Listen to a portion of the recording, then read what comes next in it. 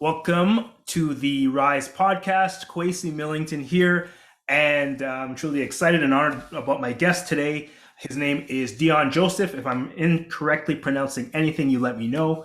Deon Joseph is an LEO, for those of you who don't know, law enforcement officer, as well as a law enforcement consultant and trainer on homelessness and community policing.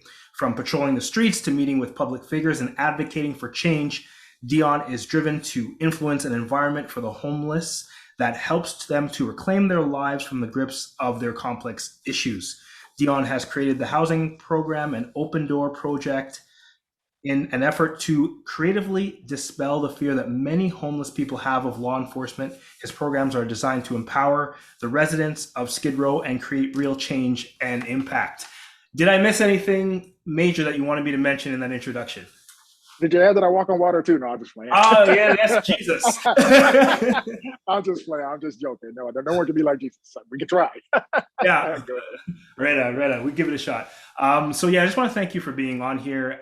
Just so people know, I encountered you by just following you on LinkedIn. I saw you on the Steve Harvey show, and I just saw that clip, and I thought, okay, I want to follow this guy. We have the commonality. I used to be a police officer. You are one, and I just like staying connected with people in law enforcement and people doing good things as well.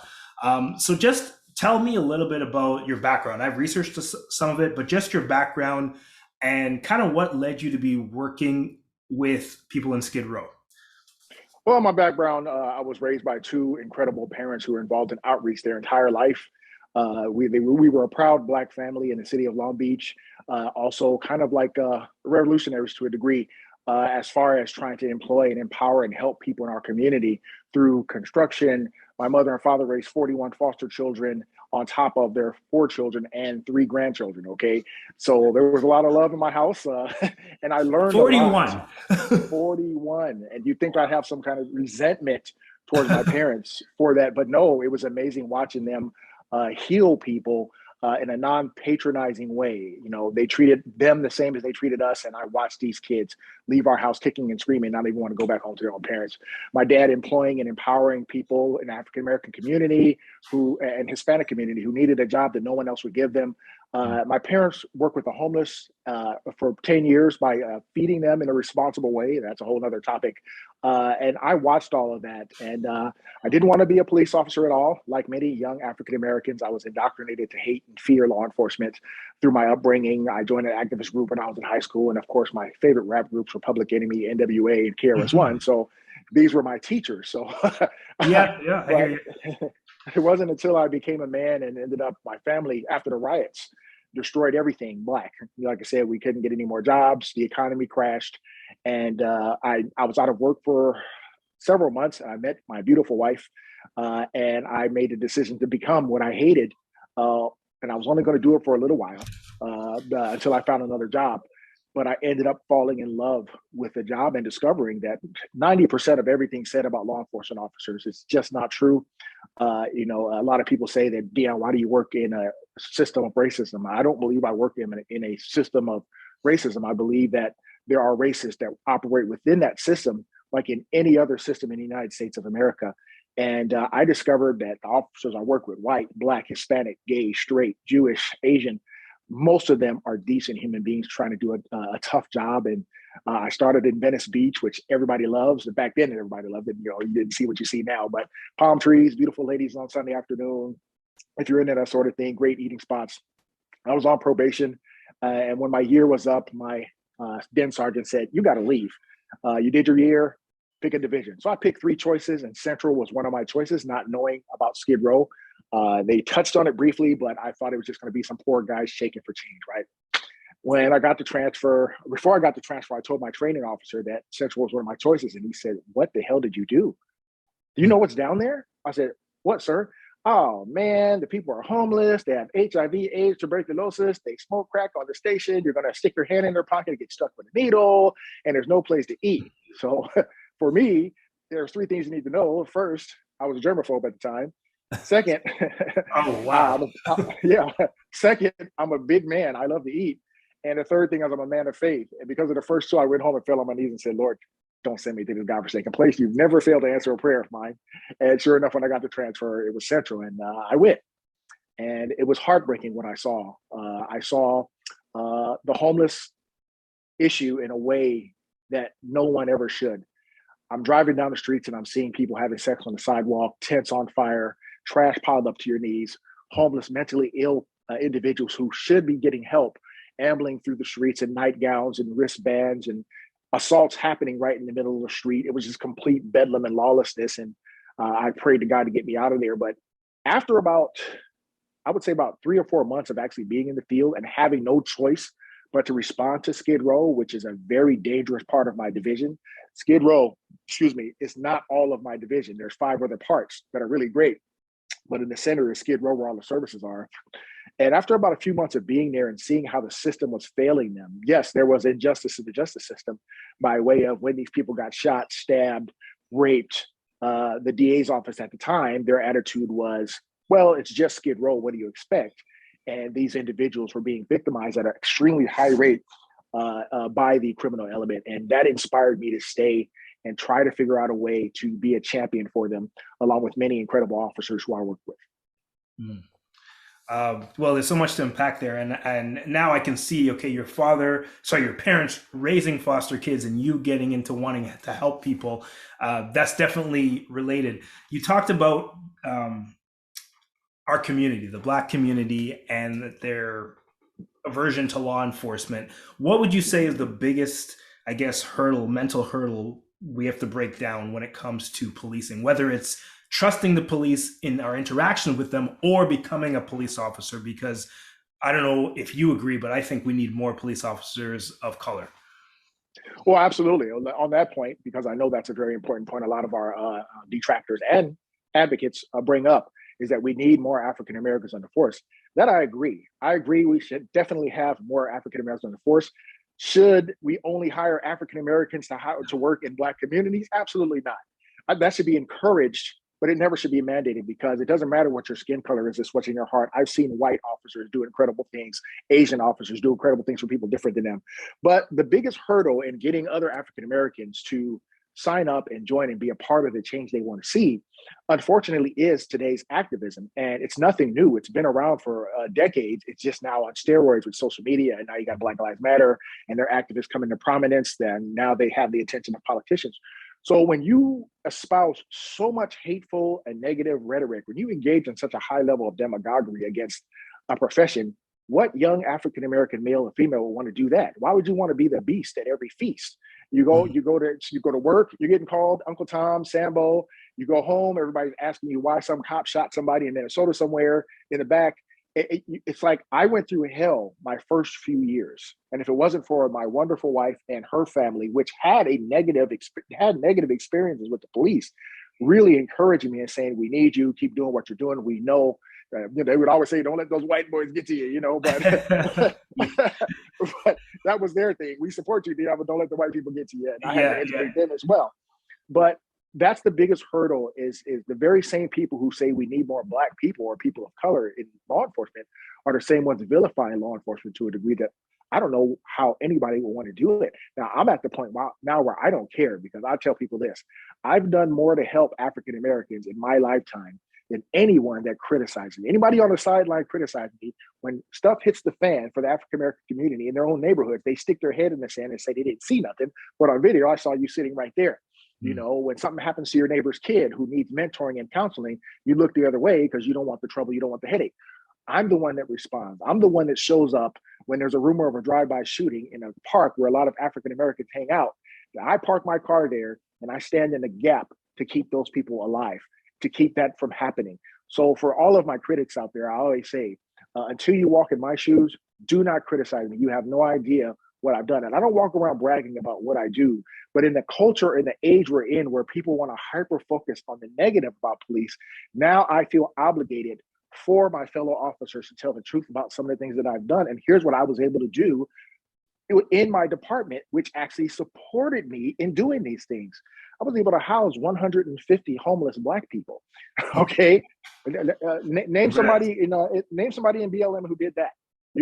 I was able to shelter countless families of all colors and all walks of life who had nowhere else to go because of NIMBYism. No other city wanted them. It's called Not My Backyard.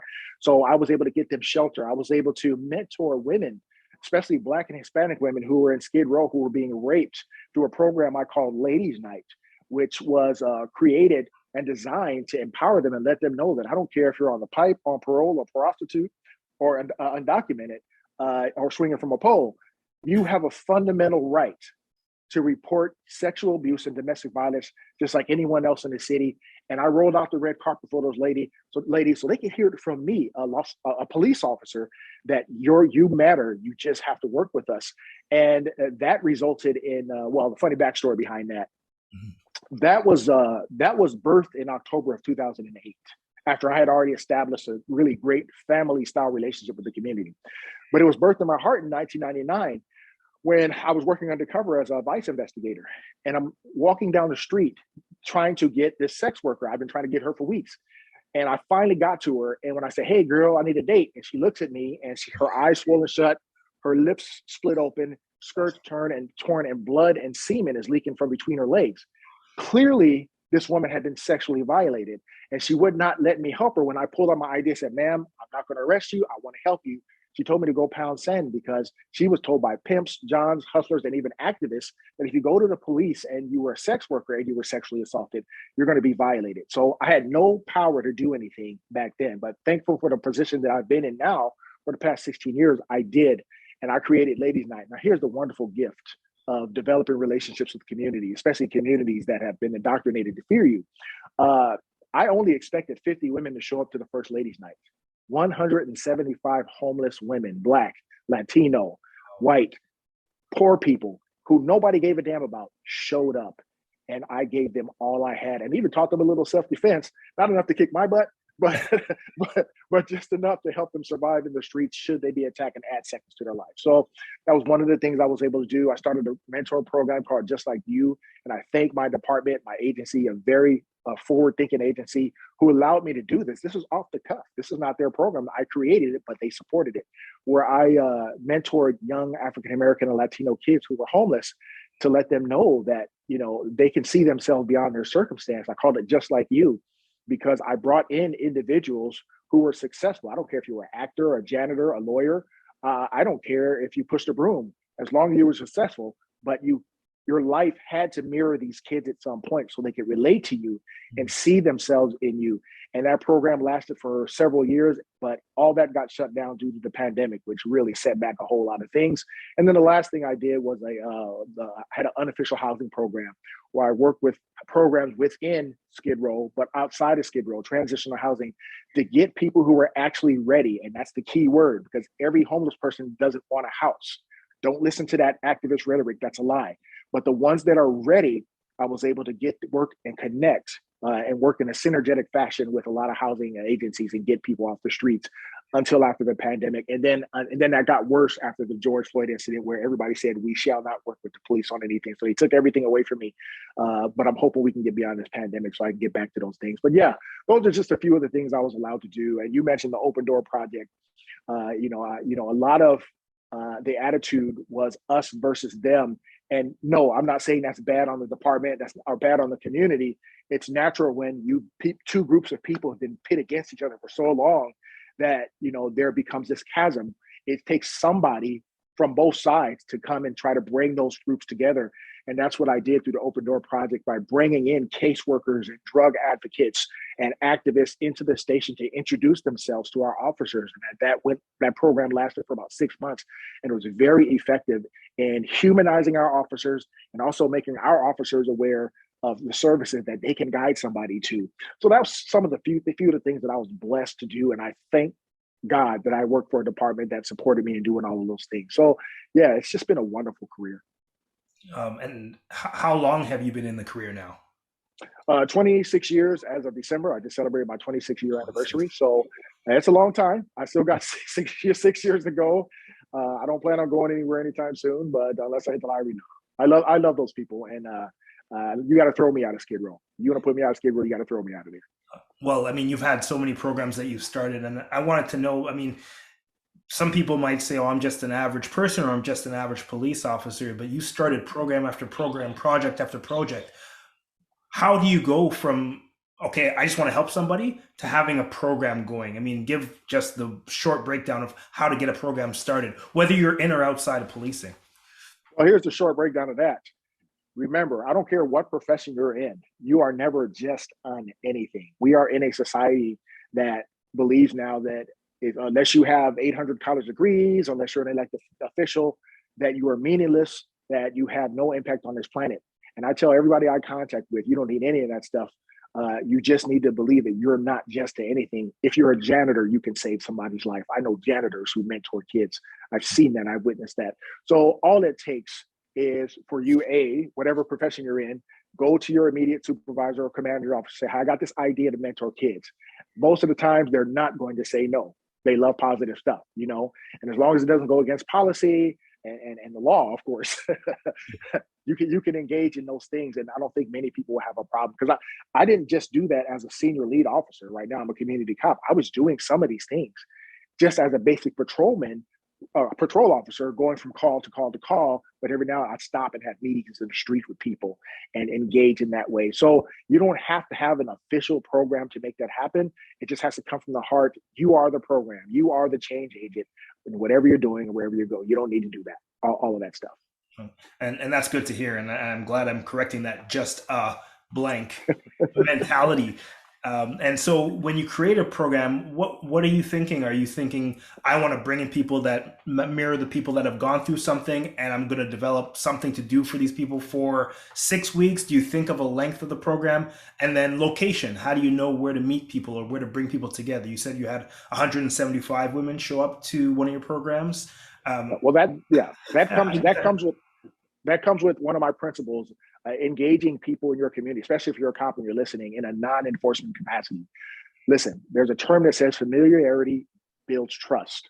What is the base word of familiar? Family. When you become like family to any community, any positive things you want to do, people will gravitate towards it. So first you got to see the need, right? I saw the need in Skid Row as a young cop, but I didn't know what to do because I was chasing the radio all day long. Yeah. But once I got into the position I am, where I'm supposed to liaison and build relationships, I knew the need, but I also recognized that I had catalysts for change in my area through the service providers. And what I noticed in talking to the service providers after developing a rapport, these are the real heroes. They don't have a gun or a badge. They 24 hours are trying to help keep gang members out of their facilities. So I realized that the community needed them too, but what they needed from me was the need of the guardian. My job in my mind, phase 2, create the environment conducive to change, so that the influence of the service providers can be stronger than that of the street. And how I had to do that was through enforcement. I was hardcore for about a good 3 years, trying to clear gang members and drug dealers off the block. If I couldn't appeal to their conscience, they were getting into my handcuffs. That was it. So once myself and many other officers helped create that environment, now the activists and the shelters, they recognized that we were doing it for them and not to them. They said, whatever you need, let me know. So now from familiarity comes the open doors. Hey, can I use your facility for a meeting? Joseph, you can do whatever the hell you want. Hey, can I come to your church and speak to your parish? Absolutely.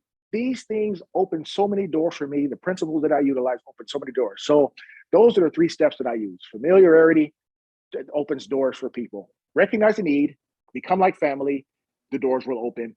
Walk in them and do incredible things from your heart. I knew it. Yeah. One of the things I've been thinking of is how to feed more people that don't have enough, even though I'm not a police officer anymore. And so I'm going to go back and watch some of the things that you were talking about to try to make that happen in my own community. One of the things you said about you've housed over 100 homeless people, you said they have to be ready. Can someone make the mistake of thinking someone's ready when they're not? And did you make that mistake? And how do you recognize that someone really is ready? Yes, I'm so glad you brought that up, because we need to get real about solving the crisis of homelessness. And we cannot do that by being idealistic or putting some poor homeless guy with some chains in a commercial with some soft music in the back, because that's not the reality of it. I had to recognize over time that everybody doesn't want the help. The reality is, yes, housing is a solution, but you got to recognize that 2/3 of the individuals that you see on the streets, 2/3, not all, 2/3, are struggling with some form of mental illness or drug addiction, or even worse, they're dual diagnosis, they're struggling with both. So if you don't create the environment The temptation to fail is always going to be there. How do you get clean in the drug program when the drug dealer is not only standing outside, but he's paid off security so he can go inside and permeate the hotels? Well, that This is the happens. reality. Okay. That happens.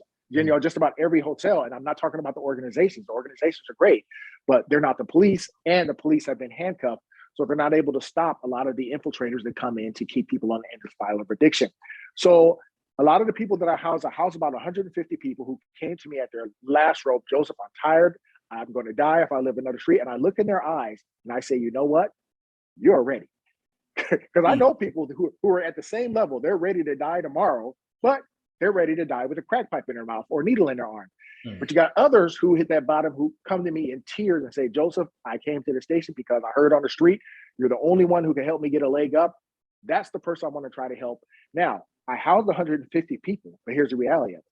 A lot of them tried, but out of the 150, about 60 of them left the hotels or whatever the program or the housing within about 2 weeks. Why? Because of addiction. They don't like the rules. They don't like that their drug dealer or the loan shark can't come in and give them money. So they eventually leave. The saddest story is a beautiful lady I call Angel. She was 76 years old and they were using her in the street to hold heroin. So I finally got her housed, keys in hand. All she had to do was show up. And she showed up. She stayed in the house 2 days and she went right back out into the streets to get used like toilet paper out in the streets of Skid Row. But by the grace of God, several years later, I was able to work with a great program organization and get her conserved where she wasn't being victimized. But the reality is, if you don't create the environment, and I know people don't like the E word, the enforcement word, but if you don't lay down the law and create the environment, people can't change. And that's so important. Crime control is so important. Okay. I definitely wanted to know the answer to that. Now, you've kind of added to your list of things you do, and you've gotten into professional speaking as well. I don't know where you find the time, Deon, but one of the quotes that I want to read, you said something on LinkedIn and I read it the other day. It said, some law enforcement agencies bring in trainers who end up unintentionally beating officers down to try to improve on community policing. Can you explain that? What do you mean by that? Well, I've been to many trainings, and it's not faulting my agency, but remember the hot ticket was implicit bias training, right? So, yes. I mean, they hired some guy and paid him millions of dollars to tell us what we already know, but it felt like he was telling us what he thought we were instead of talking to us about the issue of implicit bias. And every officer I talked to, I'd say about half, it was half and half. Half of the officers were like, they felt like they were getting beat down. They were being told they were bad. And no matter what you do, because you have implicit bias in your heart, you're always going to be biased and everything you do is going to be racist. That's what they got out of it. And the other thing about training is they often bring in people, and forgive me, that's my dog in the background. They always bring in people who have been retired. They've been retired for several years, okay? And they don't know what we're dealing with. So when I go and I speak to officers across this nation, what I talk to them about is my principles and engaging in what I call the fruits of the spirit. See, I love it. I'll give a 4-hour half-day training, and I say, you guys are going to be mad at me because the last slide I'm going to show you encapsulates everything I've been trying to tell you. And that's and that's the fruits of the spirit. And they just laugh. But really, I want to uplift officers. I want to tell officers across this country, you are not the systemic failure. Now, are there officers who've disappointed us within the system? Of course, just like doctors, lawyers, military. But for the most part, we are not systemic failures. We are responding to the systemic failures that our elected officials fail to deal with. And we're only responding to these things as human beings. We're not going to be perfect, but for the most part, we're going to be decent. And when I come to officers from that angle and let them know that I'm still going through it with you, I'm still evolving with you, and we're sharing stories of things that we're doing that's proactive, that tends to inspire them more than just showing them videos of cops beating up people and people marching in Antifa and Black Lives Matter and saying this is because of you and what's you and the officers who walk before you. I'm like God. I don't believe we should judge anybody based on what somebody else did in their past. I'm going to judge you as an individual. And if I'm playing God for the day and I'm giving you these tools to go out and help people, I'm going to judge you with how you use those tools as well. And that's kind of how I come at the officers. And what I find is they wildly support it. I love it. You'll have the triple OGs who've been there 31 years. You're like, oh God, here comes another training, all the way down to the young guy with 2 days on. And by the time I'm done, they're both like, let's go out there and hug somebody. Yeah, nice, nice. So, I love basically, to hear that. And you come yeah, from you are on the street. You're a current officer, and you're giving them yeah, yeah. training that's not beating them down. Tell Yes. me, I mean, without getting too much into what you actually do as far as your content goes, what is there something that's in your training that resonates with officers more than the beat down versions of training? Like, oh yeah, you go through this activity or this part, and this is something that the officers need that other trainers aren't doing. If you want to teach somebody how to be a excellent husband, do you keep showing him the Jerry Springer show or Maury Povich, right? Do you keep showing them a Ike Turner story, or do you put in front of that person an example of what of a great husband? If you want to teach a kid how to be a great young man, a father, or a young girl to be a great wife or a great lawyer, do you put the worst of society in front of them, or do you put the best? I present to officers my absolute best to show them that it is possible to show who you are, not just what you do. It's okay to figuratively, not literally, put down your badge and gun and be human to people. Because what are people told? Well, before nowadays, what are people told about cops when they're in elementary school? That police officers are your friend. I know for a fact that deep inside, that hardcore gang member that just said F the police to me, deep down inside, he wants to be my friend. You just have to have the patience. You have to recognize when you go out there that you're dealing with people who have been traumatized their entire life, not just by the negative exception of police, but literally by human beings in general. So if you take the attitude that I know I'm probably dealing with not only a traumatized person, but through their trauma, they become mentally ill or they become drug addicted, that's going to teach me to take a step back and have patience. Have a little patience and not go jump in the fire, jump in the fire as ice and cool that baby down before Mm. you can help the baby. You know what I'm Yeah, saying? yeah. So, that's the angle I come from when I'm telling police officers. I show the positive. I tell them what's possible in an area that I work, which is so dangerous and so violent. But somehow, in spite of those things, I'm able to thrive and maintain those relations, and to show them that that actually works in reducing crime. I was able to help reduce crime 40%, 18% before we had a specialized unit to help me bring it down to 40%. And I did that through community policing. And once you get the support from the community's going to start telling you who the real bad guys are. And that's when I was able to help separate the wolves from the sheep with my fellow officers and make things better. Now, all of that's gone, not because of a lack of effort on my part or the lack of my fellow officers, but we all know we have elected officials and laws and injunctions that are tying our hands all across this country. Defund the police movement, gain steam. They blamed us for everything. That stuff. But one thing that I've noticed, that in spite of the controversies that happen across this country, when I get to Skid Row, I still get kissed by that 86-year-old lady covered in scabies. I still get that "what's up" from the gang members, or people screaming my name from the rooftops, how much they love me. And I'm still getting information on crime, but it's sad because the environment won't allow me to help reduce crime anymore. But I'm still able to solve crimes and build relationships of trust. And that's the most important thing, because one day, and this is what I tell officers, the pendulum's going to swing. And it's starting to swing already, very slowly. One day the pendulum's going to swing. And when it swings, you'll already be primed and ready. You've already laid fertile ground to be able to do incredible, incredible things. Yeah, that's what I talk about. And that, yeah, there's so much there, and I'm glad that you mentioned that it helps reduce crime as well, because you have some officers, and I'm in Canada, you're in the States, but the attitude is the same. There's officers that say, listen, I'm just dealing with crime, I don't have time to be nice to the public, I just got to go answer these calls, take care of business. And they Yeah, don't see how what you do, the relationships you create, also leads to a reduction in crime. So yeah. how does an officer start? Like a rookie or a young guy just wants to go out and do what he sees on TV, but the community part of it is necessary. How do you train that or teach that to a young officer?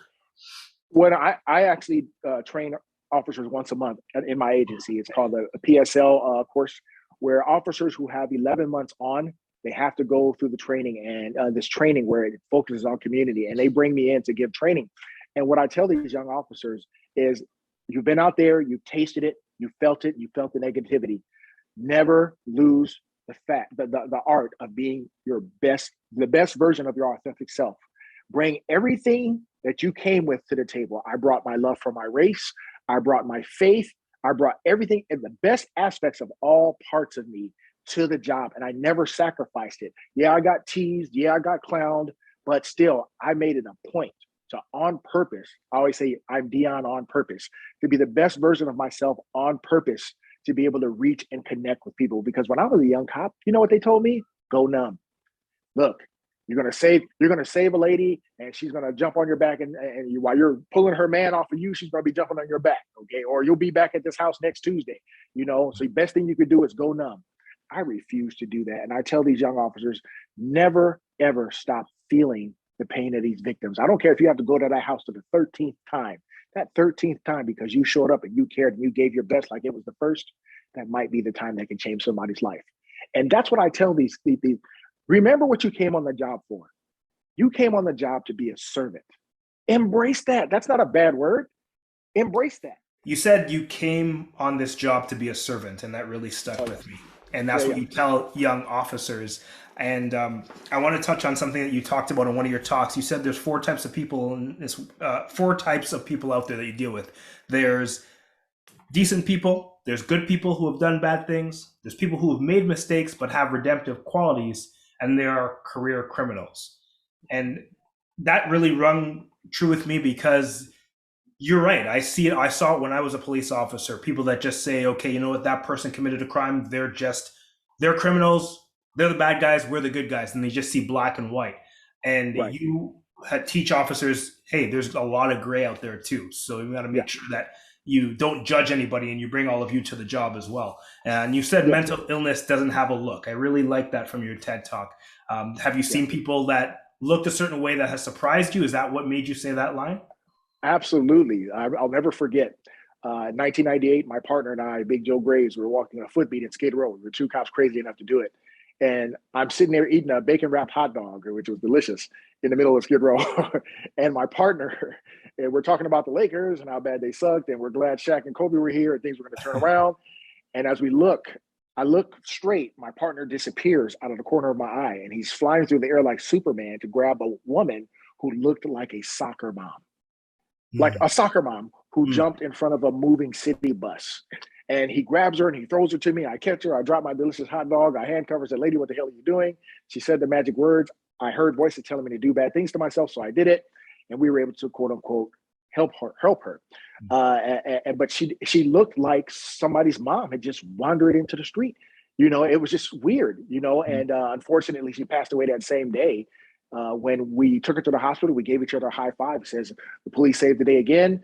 We went back to work, and 3 hours later, one of our partners comes up to us and said, hey, you remember that lady you guys pulled in front of that bus on the 6th and San Julian? I said, yeah, what about her? She successfully turned herself into a pizza on Caesar Chavez and Broadway, because as soon as she was in the hospital, they sprinkled pills on her and asked her if she felt better and released her into the street. And she successfully found another city bus to kill herself with. So that's another example of what I tell officers, that we are not the failure.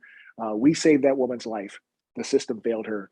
And they also fail us as well, as we get involved in, sadly and rarely, uses of force with individuals like that who haven't taken their meds. And people think that it's due to a lack of training or a lack of compassion. That's not true.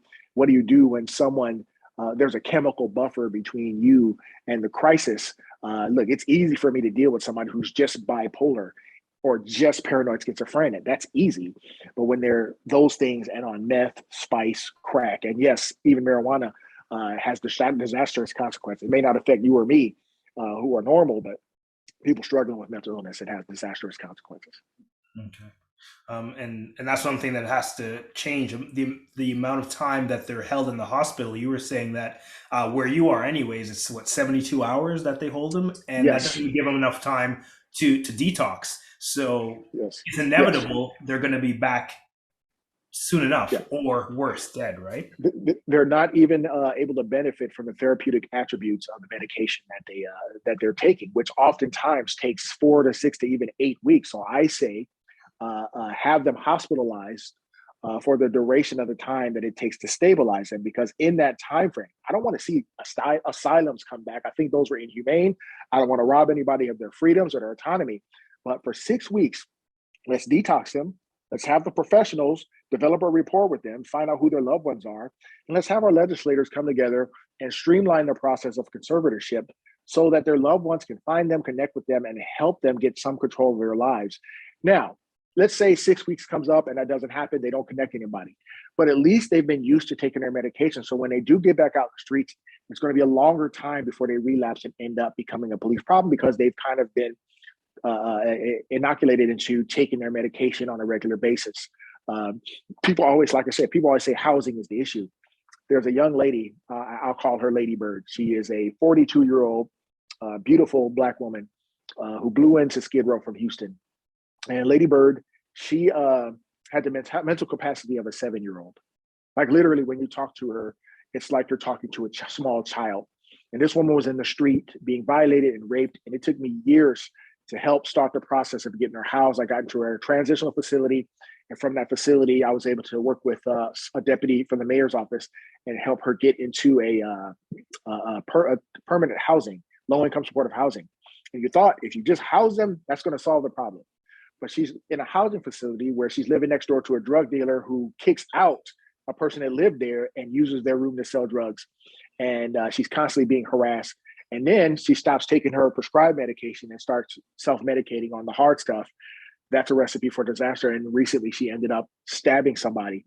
And it's just so heartbreaking to me when I had to respond and see her being dragged in handcuffs, kicking and screaming and fighting. The officers did nothing wrong, but she was off her meds for so long. So once again, that's just an example of how the system is failing, not the police. And I want the general public to understand that our job is not easy. Our job is as unpredictable as humanity is, and we're just human beings responding to it.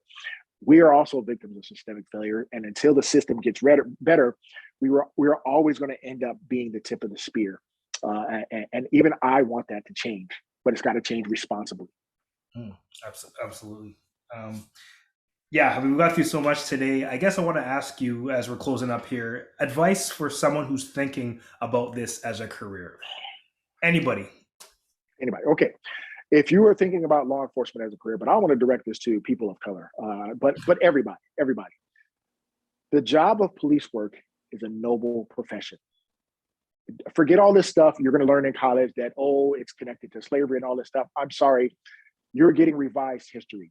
Okay, you're getting a revised version of history. Slave patrols had nothing to do with policing. That was relegated to the South, and all they did was catch slaves. They didn't enforce laws. They didn't protect people. That was a whole separate deal. So forget what you've been told. Forget what you've been taught. If you need a job right now and you're a decent person, do like I did. Try it. Just try it. Go try it for a year, and I guarantee you, when you rescue that person, when you rescue that child, when you stop that domestic violence, it's going to become addictive to you. Because in the end, it's probably what you wanted to do all along. You wanted to help somebody. Now you're going to be in a position to do it. And it's not glorious. It's not glorious. That's the beautiful thing about it. You're going to be a hero that nobody loves. But really, that's the definition of a hero. A hero is someone who goes out there and not just protects people who love them. They also go out there and try to protect people who loathe them. That's the definition of a hero. Mm-hmm. And if you want to be a hero, I challenge you to come. Walk in my boot, walk in my shoes, go out there and give these communities your best and be the change you want to see. Do it. You will love it. I guarantee you. I love my job. One more question before we close and before I get all your information, because I know there's gonna be a lot of people that want to connect with you, but you're very open about talking about your faith, about your spirituality. For some people, that's just been something they were raised with. For some people, they went through something in their life that said, yep, God's out there. He has direction for my life, blah, blah, blah. What was it for you? Why are you so open and so bold about being open about your spirituality? Watching the miracles my parents were engaged in. And I'm not just talking about the miracle of healing hearts.